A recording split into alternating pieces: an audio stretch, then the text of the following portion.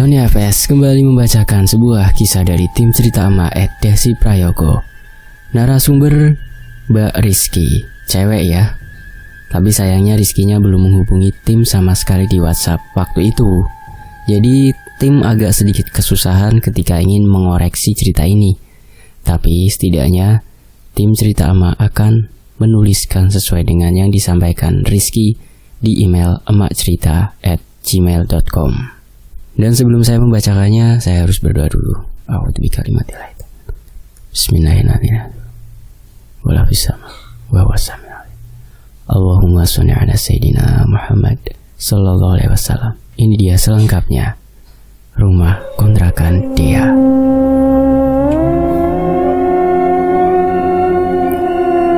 Ceritanya dimulai pada tahun 2019, di mana Rizky dan kedua teman lainnya yang bernama Fahmi dan Agus berniat menginap di rumah kontrakan milik teman Rizky yang bernama Dea. Kebetulan saat itu Dea sedang mengambil libur cuti selama seminggu. Dea sendiri memiliki pribadi yang bebas, bahkan kerjanya juga sering keluar kota. Rumah ini Dea sewa dari pemilik pertamanya. Bahkan rumah itu belum sempat kosong sudah Dea tempati. Lokasinya berada di tengah-tengah lingkungan perumahan cukup terkenal di Kota M. Di dalamnya terdapat 2 kamar tidur, kamar mandi, dapur, ruang tamu, dan rooftop tanpa ruangan alias tangga ke atas yang langsung menuju ke toren air. Singkat cerita, mereka sudah menginap di rumah Dea dan mereka akan menginap 2 hari semalam. Dari pagi sampai sore kondisi mereka di rumah itu masih baik-baik aja. Tidak ada kejadian aneh yang mereka alami. Hingga malam mulai menyapa dan mereka hendak tidur. Kejadian demi kejadian mulai terjadi, terutama dirasakan langsung oleh Rizky. Rizky yang awalnya tidur di kamar belakang bersama Fahmi dan Agus, memilih untuk pindah ke tempat tidur yang ditempati Dea. Ada apakah? Sekitar jam 9 malam lewat, tangan kanan Rizky yang posisinya ada di atas perut secara tiba-tiba ada memegang tangannya. Setengah sadar, Rizky yang menyadari keanehan itu langsung spontan menjerit dan barulah pindah ke kamar Dea. Ketika di dalam kamar Dea, Rizky menceritakan semua yang dirasakan dan terlihat Dea tersenyum meledek ke arahnya. Semenjak hari itu, Rizky sudah tidak mau menginap di rumah yang Dea sewa. Lantas itu tangan siapa? Rizky juga tidak tahu tangan tersebut milik siapa. Sekian lama mereka tidak bertemu setelah kejadian itu. Mereka pun akhirnya kembali kumpul di rumah Rizky. Di situ Dea menceritakan semua kisah horor yang dia rasakan sendiri ketika menempati rumah tersebut. Ya, bisa dikatakan cerita yang dia sampaikan random, tapi cukup spesifik menggambarkan betapa ngerinya rumah itu. Dea juga berkata sewaktu Rizky mengalami kejadian itu, kamarnya Dea kebetulan posisi pintunya terbuka dan dapat melihat ke arah pintu kamar belakang, kamar yang Rizky tempati, juga dapur. Saat itu Dea mengaku melihat sesosok perempuan yang hanya berwujud siluet masuk ke arah tempat tidur belakang. Mungkinkah sosok perempuan yang Dea lihat adalah pemilik tangan yang menyentuh tangan Rizky malam itu? Kemungkinan sih iya. Posisi Dea ketika menceritakan semua itu di rumah Rizky. Dirinya sudah tidak lagi menyewa rumah tersebut. Sebenarnya Dea sendiri sudah terbiasa dengan gangguan-gangguan dari sosok penunggu rumah itu. Bahkan setiap hari Dea mengalami sendiri kejadian demi kejadian di rumah itu. Entah piring yang bergerak sendiri, barang berjatuhan, dan menurut Dea hal tersebut wajar atau lumrah. Hampir semua orang pernah menginap di rumah itu, mengalami kejadian erep-erep alias ketindihan. Masih ada lagi cerita horor yang dialami oleh Dea, tapi ini kejadiannya dengan saudaranya, dan Dea menyampaikan ceritanya ini bersamaan saat mereka kumpul di rumah Rizky pada waktu itu. Ada suatu kejadian aneh ketika kedua saudara Dea menginap di rumah yang dia sewa. Sebut saja nama saudara Dea ini Wildan dan Fenty. Ceritanya mereka berdua sehabis pergi keluar rumah dan baru pulang saat tengah malam. Waktu baru sampai di depan rumah dan hendak turun dari mobil, mereka mendengar seperti banyak sekali deru langkah kaki yang arahnya seperti mendekat ke arah mereka.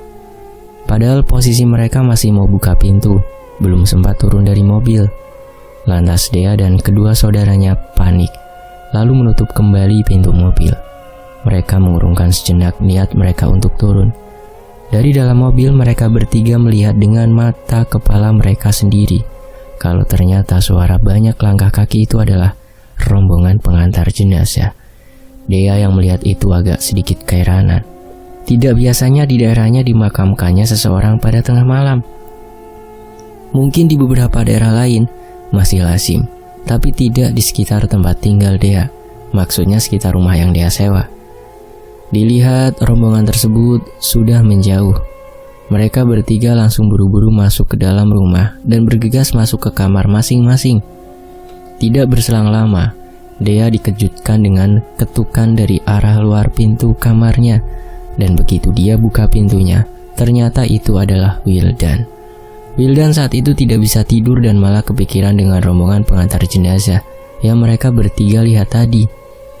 Gara-gara kejadian itu akhirnya mereka bertiga tidur dalam satu kamar. Posisinya Fenty berada di sisi kiri dekat tembok, Dea di tengah, dan Wildan di sebelah kanan yang letaknya dekat dengan pintu. Sedangkan lampu kamar itu dimatikan dan hanya mengandalkan lampu tumbler yang kelap-kelip. Baru saja mereka terpejam secara tiba-tiba Wildan ini memeluk tangan Dea dan menempelkan wajahnya ke arah punggung Dea sambil menggigil, seakan ketakutan akan sesuatu. Lantas Dea bertanya, "Kenapa, Dan?" Wildan menjawab, Itu di depan pintu kayak ada orang." "Siapa? Ngaco ah," celetuk Dea sambil menengok ke arah pintu. Anjir, Dea terkejut dengan sesuatu yang baru aja dilihatnya. Lalu dia berbisik ke arah Fenty, dan Fenty meminta mereka untuk tenang, sembari membaca sholawat, dilanjutkan baca-baca doa yang mereka hafal. Selang beberapa lama, mereka membaca-baca doa. Wildan kembali mencengkram lengan Dea, dan keringatnya yang sejagung-jagung mulai menetes. Hal itu membuat Dea bertanya kembali, "Ada apa lagi?" Dengan perasaan takut dan gemetar, Wildan menjawab, Kakiku mbak, kakiku," sambil merengek. Belum sempat dia menjawab, Wildan kembali melanjutkan pembicaraannya. "Sekarang sosok itu duduk di atas kakiku mbak."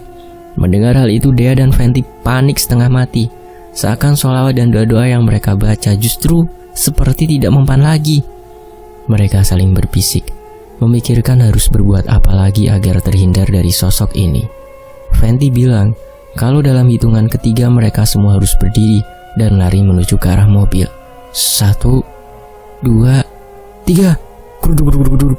Mereka berdiri mengambil tas dan sempat melihat ternyata sosok itu sudah tidak terlihat lagi. Kemudian mereka buru-buru naik mobil dan pergi dari rumah itu sejauh mungkin. Akhirnya mereka sudah keluar dari komplek itu, dan malam itu mereka bertiga memutuskan untuk menginap di sebuah hotel yang lokasinya jauh dari rumah itu. Beruntung setelah mereka pergi dari rumah itu, sudah tidak ada lagi kejadian-kejadian horor yang mereka alami. Sebenarnya masih banyak kejadian horor seperti rumah sewa itu yang kini sudah tidak lagi dia tempati dan tidak tahu juga gimana kabarnya. Anehnya, kejadian demi kejadian yang mereka lalui saat itu masih penuh dengan pertanyaan, terutama seputar seluk-beluk rumah tersebut. Ada cerita kelam apa yang tersembunyi rapi seputar rumah tersebut? Dea sendiri sepertinya juga enggan berurusan kembali dengan rumah itu. Semoga Rizky ataupun Dea terhindar dari peristiwa-peristiwa seperti itu dan selalu dalam lindungan Allah. Amin. Teruntuk Rizky, terima kasih banyak ya udah bersedia berbagi cerita kepada tim Cerita Mak. Mungkin ada salah dalam penulisan atau saya dalam mengucapkannya ada intonasi yang keliru. Mohon maaf ya. Dan Tony FS mohon undur diri ya. Semoga kalian di sana pada sehat-sehat semua, dimudahkan segala urusannya. Pokoknya kerjaannya lancar semua ya. Dan segini dulu cerita pendeknya. Semoga terhibur. Saya pamit. Wassalamualaikum warahmatullahi wabarakatuh. Sampai jumpa di kisah lainnya hanya di Tony FS. Alhamdulillahirabbil alamin.